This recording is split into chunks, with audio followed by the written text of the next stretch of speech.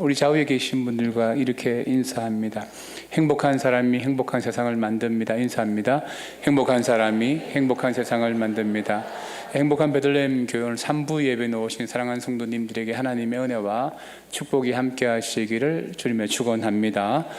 오늘 설교 제목이 함께 긋다라는 제목인데, 우리가 인생을 살아가면서 좀 예의 범절에 어긋난 사람을 향해서 선 넘지 말라라는 말을 자주 합니다. 그리고 그 선을 넘으면 불편해하고 우리 인간관계 가운데는 넘지 말아야 될 선들이 있습니다. 근데 그 선을 넘는 사람이 있으면 어떻게 합니까? 내가 오늘 선을 그었다, 단절했다, 정리했다라는 부정적인 의미로 선을 긋다라는 말을 사용합니다. 그러나 선을 긋다라는 이 말이 또한 부정적으로만 사용되어지는 것이 아니고 긍정적으로 사용되어질 때도 있습니다. 전쟁 중에 한 부대가 병력과 무기가 열세하여서 적군에게 항복할 수밖에 없는 상황인데 지휘관이 나서 땅바닥에 선을 하나 그었습니다. 그걸 끝까지 사울 군인들은 이 선을 넘어오라고 합니다. 그래서 병사들이 모두 그 선을 넘어가는데 한 병사만 넘어가지 않습니다. 그러자 그 병사가 지휘관에게 이렇게 말을 합니다. 저는 다리를 다쳐서 넘어갈 수가 없는데 지휘관님께서 제 뒤로 선을 그어 주신다면 죽을 때까지 싸우겠답니다. 이 내용 때문에 나머지 군인들이 자기가 충천해서 그 전쟁에서 이겼다라는 선을 긋는다는 중요한 일화가 있습니다.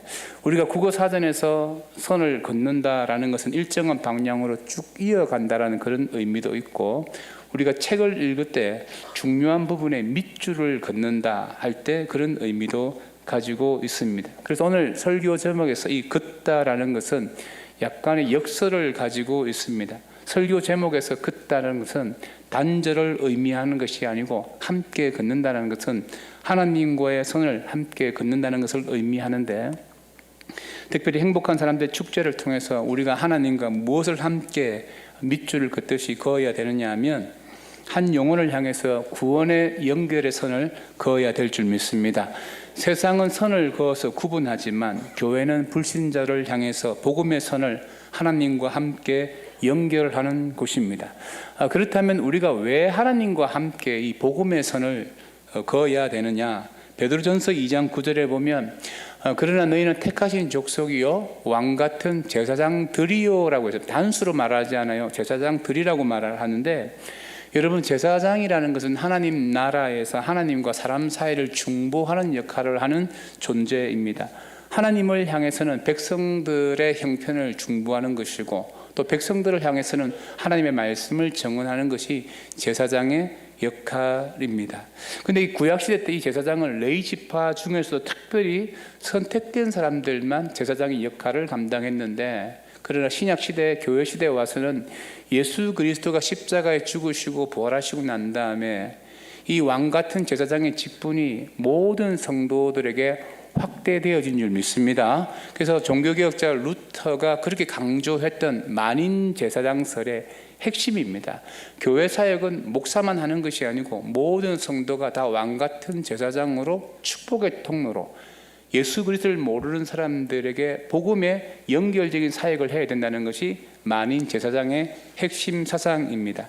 오늘 본문은 우리 주 예수 그리스도 대제사장 되시는 예수님께서 인간의 구원을 위해서 하나님과 함께 복음의 선을 긋던 장면들을 기록해 놓은 말씀인데, 오늘 이 말씀을 통해서 우리가 중요한 책을 읽을 때 밑줄을 그어서 읽는 것처럼 그와 같은 마음으로 함께 말씀을 보기를 원하고, 우리가 하나님과 이 태신자와의 관계에서 어떤 선을 그어가야 될 것인지 한번 살펴보았으면 좋겠습니다. 첫 번째로는 불쌍히 여기는 마음으로 함께 태신자에게 선을 그어가야 됩니다. 오늘 35절 말씀에서 보면 우리 같이 한번 읽어보겠습니다. 시작. 예수께서 모든 도시와 마을에 두루 다니사 그들의 회당에서 가르치시며 동그라미 천국 복음을 전파하시며 동그라미 모든 병과 모든 약한 것을 고치시니 동그라미입니다. 예수님의 3대 사역이 뭐냐면 가르치시는 것이고 복음을 전파하시는 것이고 약한 것을 고치시는 것입니다. 예수님은 이 세 가지 사역을 하시기 위해서 이 땅에 오셨는데, 이때 예수님이 이 세 가지 사역을 하실 때 그의 마음가짐이 오늘 본문에 나오는데 예수님의 내면을 볼 수 있는 구절이 바로 36절입니다. 36절에 보면 무리를 보시고 어떻게 여기셨습니까? 불쌍히 여기셨다라고 해요. 이 불쌍히 여긴다는 이 헬라가 스폴랑크 니조마이라는 단어를 쓰는데 그 원이 뭐냐면 창자, 내장 그런 의미를 가지고 있습니다. 인간 내면 깊은 곳에서 비롯되어지는 반응, 이 감정의 연민을 좀 뛰어넘어서 국률함을 가지는 태도를 이야기합니다. 국률한 감정이라는 것이죠. 제가 저희 집사람 보고 여보 사람들이 내가 아파 보이는데 하니까 저희 집사람 저를 보면서 아파 이래 이야기하더라고요. 근데 그 눈빛이 정말 저를 국률이 여기는 것 같아요. 근데 그날 저녁 반찬 메뉴가 뭐냐면 오이 소배기 김치였습니다. 여러분 오이 소배기 김치를 담으려고 하면 오이와 그 다음에 뭐가 필요하죠? 부추가 필요합니다. 저희 집사람은 부추를 좋아하지 않습니다. 저는 부추를 너무너무 좋아합니다. 그리고 남편을 국률이 여기는 아내는 오이 소배기 김치를 담을 때 부추를 많이 넣어야 된다, 적게 넣어야 된다? 많이 넣어야 된다. 근데 저를 국률이 여긴다고 하는 이 아내가 부추를 1도 넣지 않았습니다. 저는 저희 아내의 국률한 눈빛이 그때부터 의심스럽기 시작했습니다. 이 스폴랑크 니조마라는 단어가 뭐냐면 국률이 여기는 감정인데 이게 신약 성경에는 예수님에게만 사용되어졌고 예수님의 비유에만 딱 2번 나와요. 예수님의 비유 가운데 선한 사마리아인의 비유에 보면 강도 만난 사람이 나오지 않습니까? 그 말씀에 보면 누가복음 10장 33절 말씀에 보면 어떤 사마리아 사람이 여행 중에 거기 이르러 그를 보고 어떻게 여겨? 불쌍히 여겼다 할 때 스폴랑크 니조마의 국률 여기는 마음이 있었다. 그게 도와줬다는 것입니다. 또 하나가 누가복음 15장에 보면 탕자의 비유에 보면 탕자가 돌아왔을 때 이에 일어나서 아버지께로 돌아가니라. 아직도 거리가 먼데 아버지가 그를 보고 어떻게 여겨요? 측은히 여겨 달려가 목을 안고 입을 맞추니 집 나간 탕자가 돌아왔을 때 그때 아버지의 마음이 스폴랑크 니조마이 국률 여기는 마음으로 아들을 이렇게 안아주면서 받아들였다는 것입니다. 오늘 이 스폴랑크 니조마이란 말은 인간 내면에 그냥 가지고 있는 약간의 연민보다는 우리가 창자가 끊어질 것 같이 여기는 국률한 마음. 여러분이 자녀가 무언가 잘못되어졌을 때 그 가슴 아프고 창자가 끊어지는 그 고통을 경험해 보셨죠? 그런 감정을 가지고 예수님께서 이 3가지 사역을 하셨는데, 자, 예수님이 왜 이런 감정을 느끼게 되셨느냐 하면 36절에 보면 무리를 보시고 불쌍히 여기시니 이는 그들이 뭐가 없다고요? 목자 없는 양과 같이 고생하며 기진함이라. 인생에 목자가 없으면 고생하며 기진한다는 이 고생이란 말이 뭐냐면 가죽이 벗겨진 상태, 괴롭힘을 당하는 상태, 혹사되어 여러분 양이 가죽이 한번 벗겨졌다고 한번 생각해 보세요. 얼마나 고통당하고 있는 것입니까? 기진함이라는 것은 내던져졌다, 버려졌다, 아무도 거두지 않는다. 번아웃 되어진 상태인데 아무도 돌보지 않습니다. 어떤 양들이 그렇습니까? 목자가 없는 양이 그렇다는 거예요. 시편 23편 1절로 2절에 보면 여호와는 나의 목자시니 내게 부족함이 없으리로다. 그가 나를 푸른 풀밭에 누이시며 쉴만한 물가로 인도하시는 도다. 이 다윗이 광야에서 사울왕의 칼날을 피해 도망다니면서 했던 고백들이거든요. 광야인데 부족함이 없대요. 하나님 나의 목자가 되시기 때문에. 근데 만약 한번 생각해 보십시오. 환경적으로는 푸른 풀밭 쉴만한 물가가 있어요. 근데 목자가 없어요. 그럼 그 양이 행복할까요? 환경이 아무리 좋아도 양은 목자가 없으면 불안합니다. 왜냐하면 맹수들 때문에 그렇습니다. 아무리 환경이 어려워도 목자가 있으면 양은 부족한 것이 없어요. 목자가 푸른 풀밭 쉴만한 물가로 인도해 가는 것입니다. 여러분 지금 전쟁으로 국자 유가가 올라가고 경제적으로 어렵다고 하지만 우리나라는 세계 경제 대국에 속합니다. 부정할 수 없는 사실이에요. 굉장히 잘 살고 있습니다. 그런데 우리나라 국민들이 행복한가?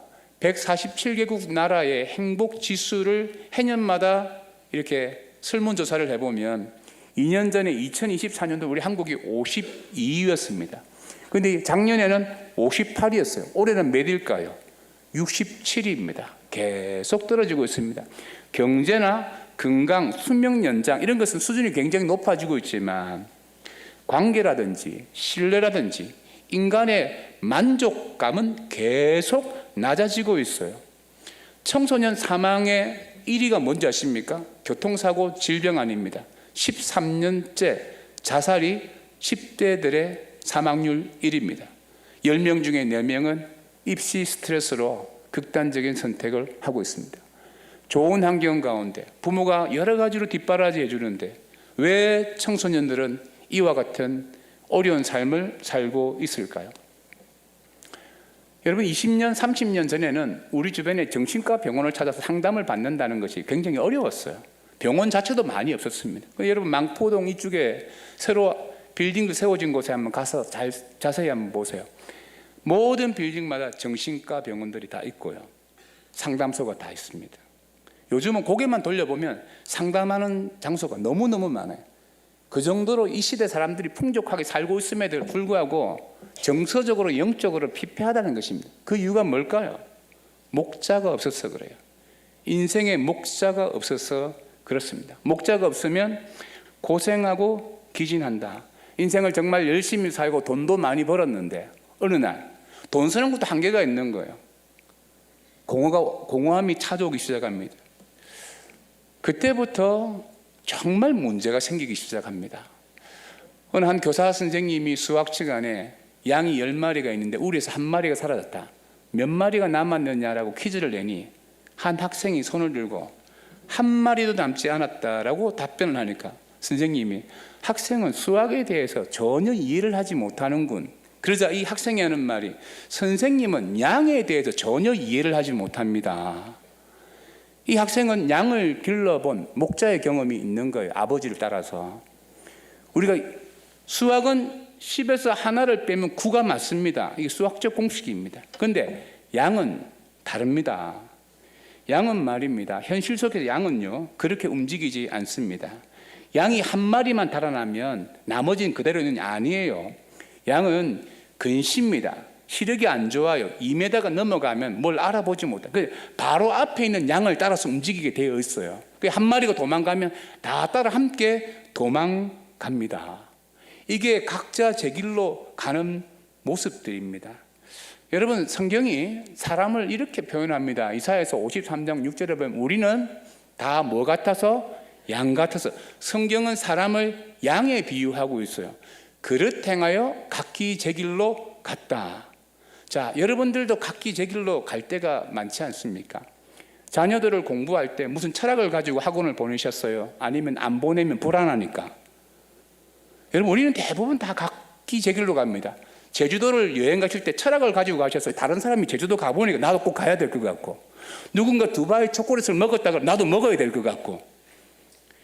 사람은 그런 존재입니다. 누가 했다 그러면 나도 하고 싶은 거예요. 내 앞에 사람을 따라가는 그런 영적인 존재예요.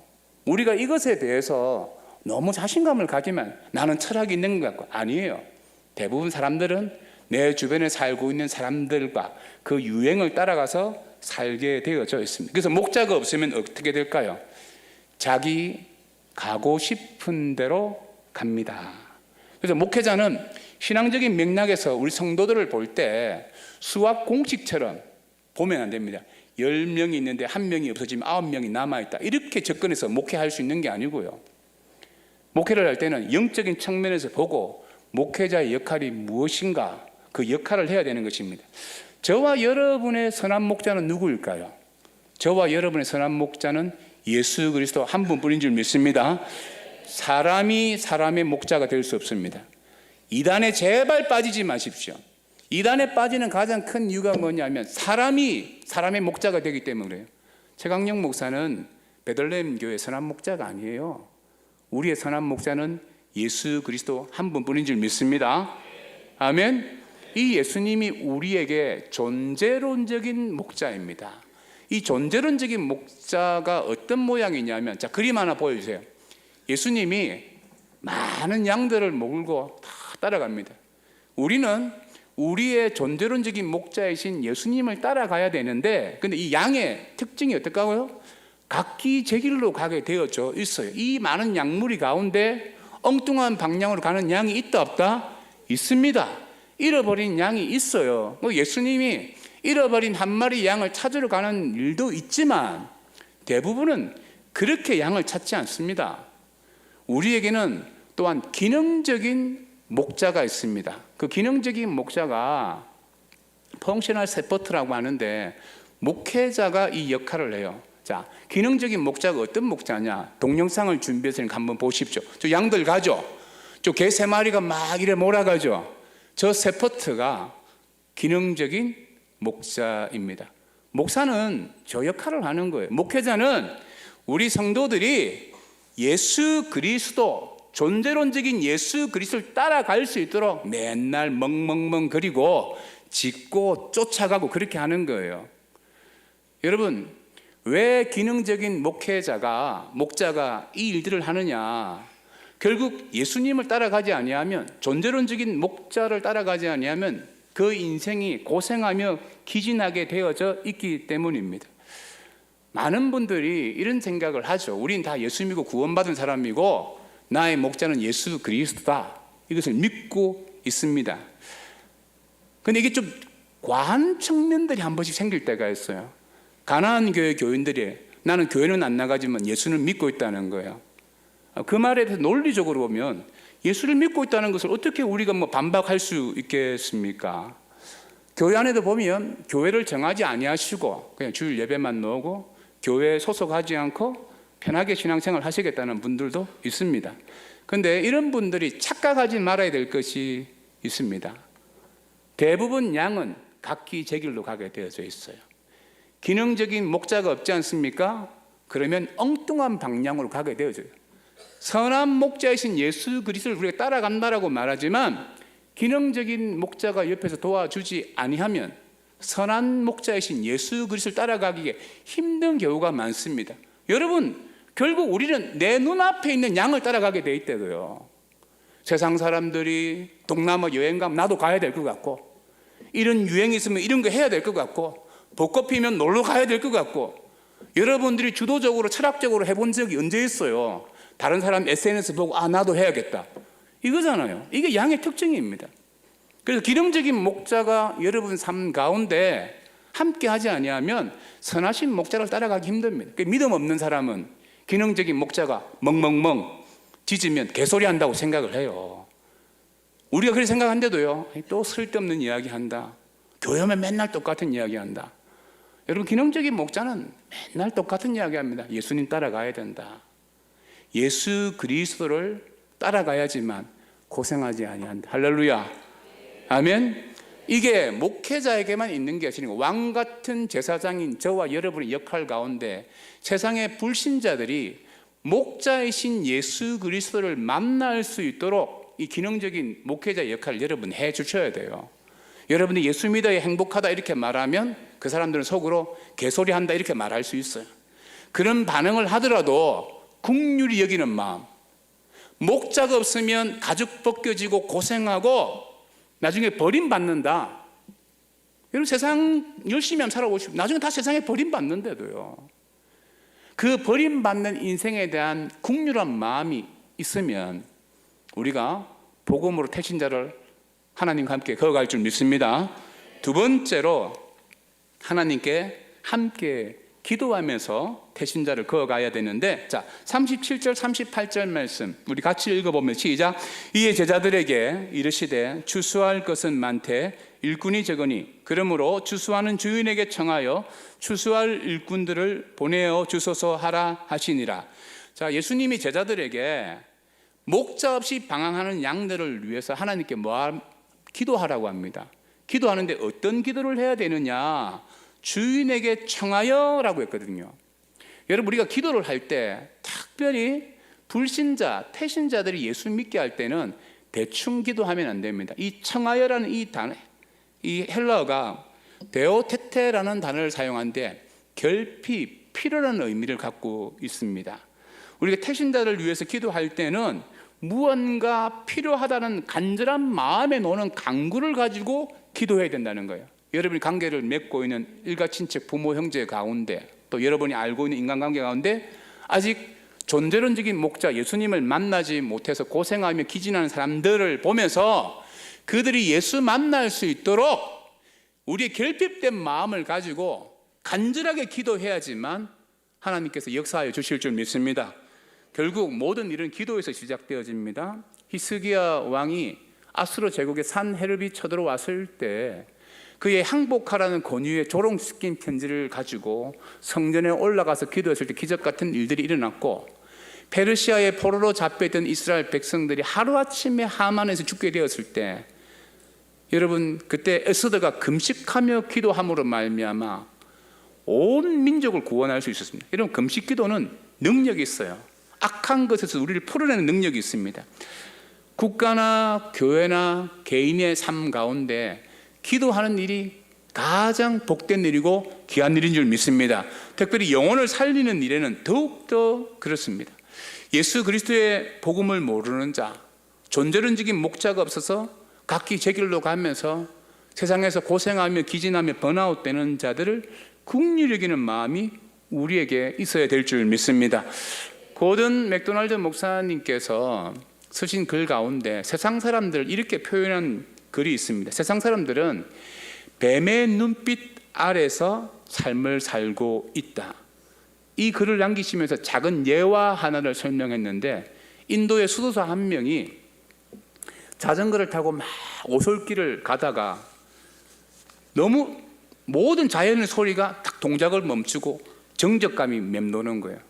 몸에 틀이 바짝 씁니다. 그래서 자전거를 멈추고 두리번 살펴보니까 얼마 떨어지지 않는 곳에서 킹코브라가 고개를 이렇게 세우고 흔들거리면서 무언가를 뚫어지게 쏘아보고 있더라는 것입니다.